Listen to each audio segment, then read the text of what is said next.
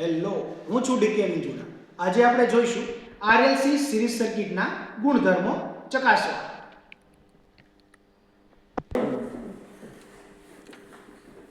Hello મિત્રો, આજે આપણે જોઈએ આરએલસી સિરીઝ સર્કિટની કેરેક્ટરિસ્ટિક વેરીફાઈ કરવી. એટલે ગુજરાતીમાં આપણે બોલીએ તો આરએલસી સિરીઝ સર્કિટના ગુણધર્મો ચકાસવા. મિત્રો, આગળના વિડીયોની અંદર આપણે pure resistive circuit, pure capacitive circuit, pure inductive circuit તેના વિશે વિડીયો આપણે અપલોડ કરેલા છે. હવે આગળ આપણે જોઈએ આરએલસી સિરીઝ સર્કિટના ગુણધર્મો ચકાસવા. તો મિત્રો, તમે જોઈ શકો છો કે આપણે પહેલાં સૌપ્રથમ ડાયાગ્રામ વિશે માહિતી મેળવી લઈએ. તો મિત્રો, તમે જોઈ શકો છો અહીંયા આપણે ઓલરેડી અમે સપ્લાય સેટ કરેલો છે 215 વોલ્ટ એસી સપ્લાય. પછી એની પછીનું કનેક્શન આવે છે વોટ મીટરનું. તો વોટ મીટરની અંદર તમને ખ્યાલ જ હશે 4 ટર્મિનલ હોય છે. એમ, એલ, સી, વી. એમ અને સીને હંમેશા શોર્ટ કરવામાં આવે છે. એમ અથવા સીની વચ્ચે આપણે ફેજ આપી દઈશું. તો જોઈ શકો છો મિત્રો, આ રીતના આપણે ફેજ દર્શાવી દીધો છે. હવે આવે છે એલ ટર્મિનલ. એલ ટર્મિનલની સાથે આપણે એ મીટરનું કનેક્શન કરશું. આપણે જે પ્રેક્ટિકલમાં એ મીટર લીધું છે તે 0 થી 1 એમ્પિયરનું લીધેલું છે. નેક્સ્ટ લઈએ એ મીટરનો જે બીજો છેડો છે તેનું કનેક્શન આપણે વોલ્ટ મીટર સાથે આપશું.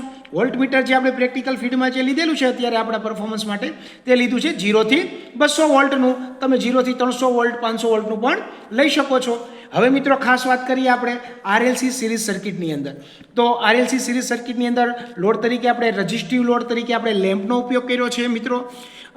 ઇન્ડક્ટિવ લોડ તરીકે આપણે ચોકનો ઉપયોગ કરેલો છે, જે તમે વિડીયોમાં જોઈ શકો છો. અને કેપેસિટિવ લોડ તરીકે આપણે કેપેસિટરનો ઉપયોગ કર્યો છે. તો આજે મિત્રો, આજે આપણે આરએલસી સિરીઝ સર્કિટના ગુણધર્મો છે તે આપણે ટેબલ નંબર 1 અને ટેબલ નંબર 2 ઉપરથી આપણે ચકાસશું. તો ચાલો મિત્રો, હવે ડાયાગ્રામ તમને સમજાઈ ગયો છે. તો હવે આપણે આગળ જઈએ તેના કનેક્શન ઉપર. મિત્રો, તો આપણે તમે જોઈ શકો છો સપ્લાય તરીકે આપણે વેરિએકનો યુઝ કર્યો છે. વેરિએકની મદદથી આપણે 215 વોલ્ટેજ છે તે આપીશું. હવે આ તમે જે જોઈ શકો છો તે છે વોટ મીટર. વોટ મીટરના કનેક્શન આપણે તમને ઝૂમ કરીને હું નજીકથી બતાવું કઈ રીતના કનેક્શન કરવામાં આવ્યા છે. આગળના વિડીયોમાં વોટ મીટરના કનેક્શન કઈ રીતે કરવા તેનો પણ વિડીયો આપણે અપલોડ કરેલો છે મિત્રો, તમે તે પણ જોઈ શકો છો. તો તમે જોઈ શકો છો વોટ મીટર જે આપણે લીધું છે તે છે ડિજિટલ વોટ મીટર, જે તમે અહીંયા ડાયાગ્રામમાં જોઈ શકો છો. એમ અને સી, એમ સીને શોર્ટ કરવામાં આવે છે. તો આપણે ગ્રીન વાયરથી એમ અને સી ટર્મિનલને શોર્ટ કરેલા છે મિત્રો, ખાસ ધ્યાન આપજો. હવે આપણે લઈએ એલ ટર્મિનલ. એલ ટર્મિનલને એ મીટર સાથે, તો તમે જોઈ શકો છો આપણે ઉપયોગમાં એ મીટર લીધું છે. તો એ મીટરનું કનેક્શન છે તે હંમેશા ફેજની સિરીઝમાં કરવામાં આવે છે. ખાસ યાદ રાખવાનું, પરીક્ષામાં આવા પ્રશ્નો પૂછાતા હોય છે. પછી આવે છે એ મીટરનો જે ફેજનો છેડો છે તેનું કનેક્શન આપણે વોલ્ટ મીટરનો જે પોઝિટિવ ટર્મિનલ છે 200ની રેન્જ સેટ કરેલી છે ત્યાં રાખ્યો છે. ત્યાંથી પછી આપણે લેમ્પ તરીકે રેઝિસ્ટિવ લોડ તરીકે લેમ્પનો ઉપયોગ કર્યો છે. ઇન્ડક્ટિવ લોડ તરીકે ચોકનો ઉપયોગ કરેલો છે. કેપેસિટિવ તરીકે 8 માઇક્રોફેરાડ એનું કેપેસિટર લીધેલું છે. આ ત્રણેય લોડને આપણે સિરીઝમાં જોડ્યા છે, કારણ કે આપણે આની જ લાક્ષણિકતા એટલે કે કેરેક્ટરિસ્ટિક છે એ શોધવાની છે. તો મિત્રો, આ જે છે ન્યુટ્રલ વાયર, ન્યુટ્રલ છે તે વોલ્ટ મીટરના કોમન ટર્મિનલ સાથે આવી જાય છે. અને એનો જે કોમન ટર્મિનલ છે તે આપણે વોટ મીટર સાથે આપેલો છે. તમે જોઈ શકો છો વી ટર્મિનલ સાથે, જેમ અહીંયા આપણે ડાયાગ્રામમાં વી ટર્મિનલ આપ્યો છે એવી જ રીતના ડિજિટલ વોલ્ટ મીટરના વી ટર્મિનલ સાથે પણ આપણે ન્યુટ્રલ આપ્યો છે. અને આપણે હવે આજે તમે જોઈ શકો છો સપ્લાય વોટ મીટર થ્રુ આપણે હવે સપ્લાયને આગળ વધારશું. આપણે આજે આરએલસી સિરીઝ સર્કિટ છે તેની કેરેક્ટરિસ્ટિક લાક્ષણિકતા છે તે આપણે ચકાસશું. આપણે તેના રીડિંગ છે તે ટેબલ નંબર 1 અને ટેબલ નંબર 2 ઉપર છે નોંધીશું. અને ટેબલ ઉપરથી આપણે નક્કી કરશું કે તેનો પાવર ફેક્ટર કેટલો છે અને ફેઝ ડિફરન્ટ કેટલો મળે છે. જોઈએ આપણે કે આપણને કેટલો પાવર ફેક્ટર મળે છે અને કેટલો ફેઝ એંગલ ફેઝ ડિફરન્ટ મળે છે. મિત્રો, આપણે પ્રેક્ટિકલ ફિલ્ડમાં છીએ તો થોડું ઘણું વેરિએશન આવશે, પણ આપણી જે મેથડ છે એ મુજબ જ આપણે પાવર ફેક્ટર અને ફેઝ ડિફરન્સ છે તે મેઝર કરશું. હવે આપણે એને સપ્લાય આપીને સ્ટાર્ટ કરીએ. આપણે સપ્લાય આપી દીધો છે. તો ખાસ યાદ રાખજો, આપણે જે લીધું છે વોટ મીટર. મિત્રો, જોઈ શકો છો ટ્રુ પાવર કેટલું મળે છે આપણને 135.3. તો મિત્રો, આપણે અહીંયા ટેબલની અંદર લખીએ, એન્ટ્રી કરી નાખીએ, તેની રીડિંગ લખીએ 135.3 વોટ. એ જે રીડિંગ મળ્યું છે આપણને વોટ મીટર ડિજિટલ તે મળ્યું છે આપણને ટ્રુ પાવર. હવે મિત્રો, આપણે વોલ્ટેજ જોઈ લઈએ. વોલ્ટેજ છે તે કેટલા મળે છે મલ્ટીમીટર ની મદદથી આપણે છે વોલ્ટેજ છે તે ફાઇન્ડ કરીએ. કેટલા વોલ્ટેજ મળે છે એકચ્યુઅલી ડિજિટલ આંકડો જોઈએ તો જોયું ને મિત્રો, આપણે 215 આપ્યા હતા તો વોલ્ટેજ કેટલા મળે છે? 212 વોલ્ટેજનું રીડિંગ આવે છે. તો 212 વોલ્ટેજ છે ટેબલ નંબર 1 ની અંદર કાઉન્ટ કરી લઈએ. 212 વોલ્ટેજ. હવે મિત્રો આપણે આગળ લઈએ તો ક્લિપ ઓન મીટરની મદદથી આપણે છે તે કરંટ છે તે આ તમે જોઈ શકો છો મલ્ટીમીટર છે તેને આપણે 2/20 એમ્પિયરની રેન્જમાં સેટ કર્યું છે. હવે આપણે એનું કરંટ છે તે નોંધી લઈએ કેટલો છે. જોઈ શકો છો મિત્રો 0.622 એટલે આપણે 0.22 છે તે કરંટ આપણને મળે છે. 0. રીડિંગ લખ્યું છે 0.62 એમ્પિયર. ખાસ યાદ રાખવાનું. ચાલો મિત્રો, તો તમને ખ્યાલ આવી ગયો હશે કે આપણી જે આરએલસી સર્કિટ છે તેનો વોલ્ટેજ ફાઇન્ડ કરી લીધો છે, આપણે કરંટ પણ મેજર કરી લીધો છે અને આપણે ટ્રુ પાવર જે છે પાવર ફેક્ટર શોધવો છે એટલે ટ્રુ પાવરની જરૂર પડશે એટલે આપણે વોટમીટર લીધું છે. તો ટ્રુ પાવરની કિંમત પણ મળી ગઈ છે. હવે આપણે ખાસ જે જોવાનું છે કે આપણે જે આરએલસી સિરીઝ સર્કિટની અંદર જે 3 લોડ જોડેલા છે તમે જોઈ શકો છો. 200 વોટનો લેમ્પ લીધો છે, એક છે આપણે ચોકનો ઉપયોગ કરેલો છે અને એક આપણે લીધું છે 8 માઇક્રોફેરાડ એનું કેપેસિટર. તો મિત્રો આગળ આપણે જોઈએ કે 200 વોટનો જે લેમ્પ છે ત્યાં કેટલો વોલ્ટેજ ડ્રોપ થાય છે. તો મિત્રો ચાલો આપણે ફરીથી વોલ્ટેજ ડ્રોપ છે તે રેઝિસ્ટિવ લોડ આગળનો વોલ્ટેજ ડ્રોપ છે તે માપી લઈએ. તો જોઈએ આગળ. ચાલો કેટલો વોલ્ટેજ મળે છે મિત્રો જોઈ શકો છો તમે 150. કેટલો મળે છે? 150. તો આ લોડ છે ત્યાં VR એને આપણે શું દર્શાવ્યું છે તો એનું રીડિંગ આપણને કેટલું મળ્યું? 150 વોલ્ટ. તો મિત્રો તમને ખ્યાલ આવી ગયો કે 200 વોટનો લેમ્પ છે ત્યાં વોલ્ટેજ રેઝિસ્ટન્સનો જે વોલ્ટેજ ડ્રોપ છે તે કેટલો થાય છે? 150 વોલ્ટ થાય છે. હવે આપણે ચોક સાઈડ જઈએ.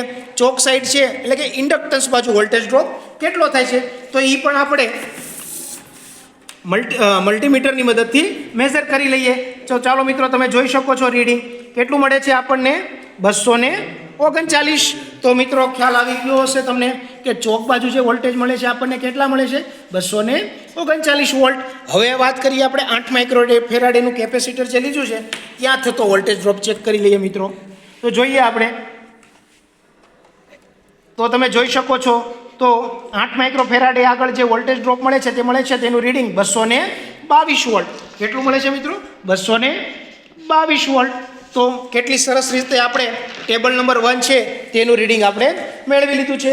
હવે ટેબલ નંબર 1 ઉપરથી આપણે હવે મેળવશું ટેબલ નંબર 2.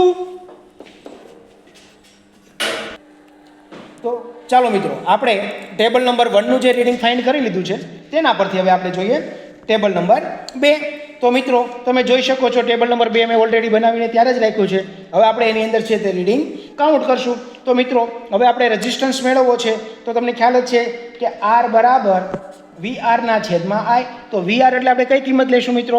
રેઝિસ્ટન્સનો વોલ્ટેજ ડ્રોપ એટલે કે જે લેમ્પની આગળ થતો વોલ્ટેજ ડ્રોપ. આપણે જે રીડિંગમાં જે જોયું હતું તે મુજબ તો લેમ્પની આગળ થતો વોલ્ટેજ ડ્રોપ છે તેનું આપણે રીડિંગ લઈ લઈએ. તો મિત્રો આનું આપણે ભાગાકાર કરશું તો જે કાંઈ જવાબ મળશે તે આપણને મળશે 241.93.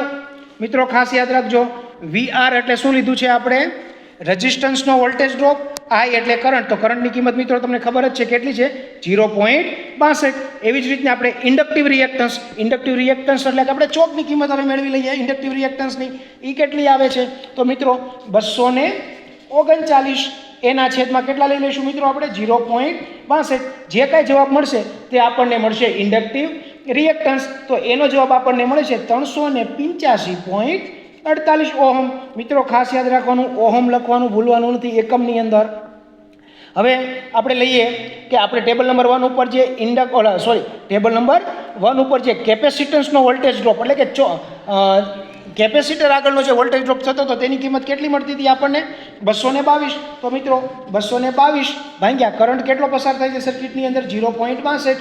એ બંનેનો ભાગાકાર કરશું અને જે જવાબ મળશે તે મળશે આપણને કેપેસિટિવ રિએક્ટન્સ. તો કેપેસિટિવ રિએક્ટન્સની કિંમત આપણને મળે છે 358.0 6 જોયું મિત્રો કેટલી સરસ રીતે તમને ખ્યાલ આવી ગયો રેઝિસ્ટન્સ કેમ માપવો ઇન્ડક્ટિવ રિએક્ટન્સ કઈ રીતના મેજર કરવો કેપેસિટિવ રિએક્ટન્સ કઈ રીતના મેજર કરવામાં આવે છે તો મિત્રો હવે આપણે જોઈએ સર્કિટનો ઇમ્પિડન્સ તો ઇમ્પિડન્સનું સૂત્ર છે મિત્રો તમે થિયરીમાં ભણી ગયા છીએ આગળના વિડીયોમાં પણ કે વીના છેદમાં આઈ તો મિત્રો આગળ જોઈએ આપણે વીના છેદમાં આઈ તો કે વોલ્ટેજ આપણને કેટલા મળ્યા હતા 212 તો આપણે લખી નાખીએ 212 એના છેદમાં આઈ કરંટની કિંમત કેટલી છે 0.62 આ બંનેનો આપણે જે ભાગાકાર કરશું અને એનો જે જવાબ આપણને મળશે તે મળશે 341.93 તો મિત્રો આપણે ઇમ્પિડન્સ પણ મળી ગયું છે હવે આપણે આવ્યા કે આરએલસી સિરીઝ સર્કિટ છે તેનું ઇમ્પિડન્સ તો એનું સૂત્ર છે કે Z વર્ગમૂળની અંદર R નો વર્ગ વત્તા કૌંસની અંદર XL - XC કૌંસ પૂરો અને એનો વર્ગ આ જે કિંમત છે તે ઓલરેડી આપણે અહીંયા 3 કિંમત છે એ શોધી જ લીધી છે તમે જોઈ શકો છો R ની કિંમત કેટલી આવે છે 241.93 એનો વર્ગ વત્તા કૌંસની અંદર આપણે શું કરશું ઇન્ડક્ટિવ રિએક્ટન્સ એટલે XL એની કિંમત કેટલી આપણને મળી ગઈ છે આગળ 385.48 એને માઇનસ આ બંનેની બાદબાકી કરશું એનો વર્ગ કરશું એનું વર્ગમૂળ કરશું અને એ જે કંઈ આપણને જવાબ મળે છે તે જવાબ આપણને મળે છે 243.41 ઓહમ તો મિત્રો જોઈ શકો છો તમે સર્કિટ છે તેનો ઇમ્પિડન્સ પણ આપણે મેઝર કરી લીધો છે હવે મિત્રો આપણે આગળ જઈએ આપણે જોઈએ હવે ઇન્ડક્ટન્સ મેળવવાનું છે કેપેસિટન્સ મેળવવાનું છે અને પાવર ફેક્ટર અને ફેઝ ડિફરન્સ જોઈએ આપણને કેટલો મળે છે તો મિત્રો હવે આપણે શું મેળવવાનું છે ઇન્ડક્ટન્સ તો ઇન્ડક્ટન્સમાં આપણે XL બરાબર કેટલા મળ્યા છે આપણે 385.48 અને તમને ખબર છે 2 એનું સૂત્ર શું છે 2πf તો ચાલો ખબર પાઈની કિંમત તમને ખ્યાલ જ છે 3.14 અને ફ્રીક્વન્સી કેટલી છે ભારતની 50 હર્ટ્ઝ તો આપણને જે કાંઈ ઇન્ડક્ટન્સ મળશે એ કેટલો મળશે 1.22 હેનરી ઇન્ડક્ટન્સનો એકમ શું છે મિત્રો હેનરી ખાસ યાદ રાખવાનું પરીક્ષામાં આવા જ પ્રશ્નો કોમ્પ્લિકેટેડ પૂછાતા હોય સામાન્ય પ્રશ્નો પણ આપણને યાદ હોતા નથી હવે આપણે લઈએ કેપેસિટન્સ તો કેપેસિટન્સનું સૂત્ર શું છે 10⁶ અને નીચે આવશે ભાગાકારમાં 2πf ઇન્ડક્ટિવ કેપેસિટિવ રિએક્ટન્સ આની અંદર આપણે કિંમત મૂકી દઈએ 10⁶ 2 ગુણ્યા પાઈની કિંમત તો હમણાં બોલી જ ગયો આપણે ખ્યાલ જ છે તમને 3.14 ભારતની ફ્રીક્વન્સી કેટલી છે 50 અને કેપેસિટિવ રિએક્ટન્સ આપણને કેટલું મળ્યું છે 3.5806 આ બંનેનો ભાગાકાર કરશું આનો ગુણાકાર અને આનો ભાગાકાર બંનેનો કરશું જે કાંઈ આપણને જવાબ મળશે તે મળશે 8.88 માઇક્રોફેરાડે તો મિત્રો મેં પહેલાં જ કીધું હતું વિડીયોમાં કે આપણે જે કેપેસિટરનો યુઝ કર્યો છે 8 માઇક્રોફેરાડેનું છે તો આપણને કેપેસિટન્સ પણ કેટલો મળે છે 8ની નજીકમાં મળે છે કેટલો મળે છે 8.88 માઇક્રોફેરાડે હવે વાત કરીએ આપણે પાવર ફેક્ટરની તો પાવર ફેક્ટરનું સૂત્ર શું છે મિત્રો તો પાવર ફેક્ટરનું સૂત્ર છે PF બરાબર ટ્રુ પાવરના છેદમાં એપરન્ટ પાવર મિત્રો તમને ખ્યાલ જ છે પાવર ફેક્ટરનું સૂત્ર છે ટ્રુ પાવરના છેદમાં એપરન્ટ તો ટ્રુ પાવર તરીકે આપણને કઈ કિંમત મળી છે વોટમીટરની તો વોટમીટરનું રીડિંગ આપણને કેટલું મળ્યું હતું મિત્રો 135.3 મળ્યું હતું મિત્રો રીડિંગ તો મિત્રો આપણે જે ટ્રુ પાવર છે તે અહીંથી આપણે ફાઇન્ડ કરી લીધો છે હવે આપણે લઈએ એપરન્ટ પાવર એટલે આ જે એ મીટર અને વોલ્ટમીટર એ બંનેનો ગુણાકાર કરશું એ જે પાવર મળે છે એને આપણે શું કહેવામાં આવે છે એપરન્ટ પાવર તો એ એપરન્ટ પાવર છે આપણને કેટલું મળે છે 131.44 તો મિત્રો તમને ખ્યાલ આવી જ ગયો હશે આપણને ટ્રુ પાવર અને એપરન્ટ પાવર બંને મળી ગયા છે હવે આપણે એનો ભાગાકાર કરશું એટલે આપણને શું મળશે પાવર ફેક્ટર તો પાવર ફેક્ટરમાં કઈ રીતનું સૂત્ર થશે 135.3 એના છેદમાં 131.4 એ જે કાંઈ કિંમત આવશે એ આપણને મળશે આપણી સર્કિટનો પાવર ફેક્ટર તો એનો જવાબ આવે છે 1.02 તો મિત્રો જોયું ને કેટલી સરસ રીતે આપણે પાવર ફેક્ટર પણ ફાઇન્ડ કરી લીધો હવે આપણે મેળવવાનું છે ફેઝ એંગલ તો તમને ખ્યાલ આવી જ ગયો હશે ફેઝ એંગલ માટેનું સૂત્ર શું છે કોસ ઇનવર્સ આપણને જવાબ કેટલો મળે છે 1.02 પણ મિત્રો આપણને જે જવાબ મળે છે કોસ ઇનવર્સની કિંમતમાં એરર આવે છે એટલે આપણને એંગલ છે તે મળતો નથી પણ મૂંઝાવાની જરૂર નથી આપણા જે સ્ટેપ છે તે મુજબ જ આરએલસી સિરીઝ સર્કિટ છે તેની લાક્ષણિકતા છે તે શોધવામાં આવતી હોય છે મિત્રો આવી જ રીતના હવે આગળ પણ બીજા આપણે વિડીયો લઈશું આરએલસી પેરેલલ સર્કિટ મિત્રો તો તમે જોયું ને કેટલી સરસ રીતે આરએલસી સિરીઝ સર્કિટ છે તેની લાક્ષણિકતા આપણે ફાઇન્ડ કરી, પાવર ફેક્ટર શોધ્યો. ફેઝ ડિફરન્સમાં થોડુંક એરર આવે છે એટલે નથી મળતું, પણ સાચું જે સ્ટેપ છે તે મુજબ જ આપણે તેનો પ્રેક્ટિકલ અને થિયરી પરફોર્મન્સ દ્વારા ખ્યાલ મેળવ્યો છે. Thank you.